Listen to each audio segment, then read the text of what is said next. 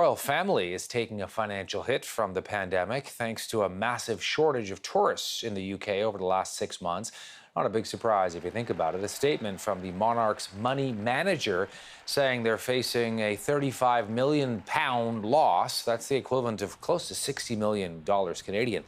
The impact of the pandemic could also push back major renovations being planned for Buckingham Palace, which has already introduced a staff pay freeze and a halt to hiring to help recoup some of the costs. For more, let's bring in our very own Richard Berthelsen, CTV's royal commentator. Hey, Richard, how are you?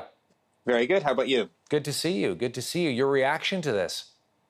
Well, I think the thing is that royal finances tend to be extremely complicated. I mean, the Queen herself is a product of, Depression era, World War II. She's always been a real austerity figure. She's the kind of person that would go through the palace, shutting down lights if she saw them on unnecessarily anyways, turning down the heat where necessary. So, I think in reality, the challenges to royal finances come from a very complicated formula around the Crown estate, which is based on real estate values in England, as well as tourist revenues from people visiting.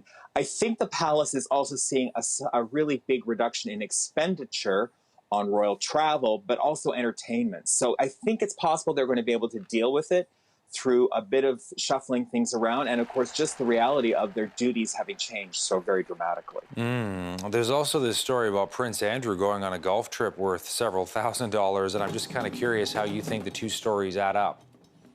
Well, the palace is extremely transparent about their finances. I mean, there's really very few political institutions in the world that are as transparent in this annual report, which covers the period to the end of March. And part of that is the report on royal travel, on what all the trips cost, particularly the major ones. Now, Prince Andrew was a working member of the royal family. He was patron of many different golf courses around the United Kingdom. Golf, of course, really central part of life in Scotland, they feel it being invented there. So, it was a public duty that he was undertaking. It was the kind of thing he was often doing. A lot of people criticized him for things like that. He was called Air Miles Andy for a lot of his travel, both internationally and things like that. So it's kind of typical of him. But of course, he left official duties in the royal family last November, so we're not likely to see a repeat of that. Obviously, the royal family very wealthy. Looking at the full picture, the world in a pandemic, the monarchy not spared. How do you think people will react to this story?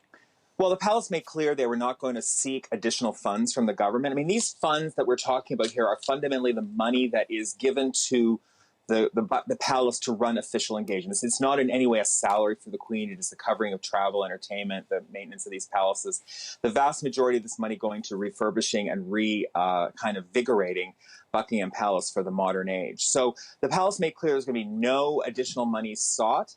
We don't actually know what the Queen's personal finances are like and what kind of hit they've taken. As I say, I think given that she's such a figure of austerity herself, and given the kind of big reductions in certain types of expenditures that they'll make, they're probably able to weather this storm fairly effectively. Always good to see you, Richard, and thanks for taking a bit of time to share your thoughts on this story today. Thanks, Todd.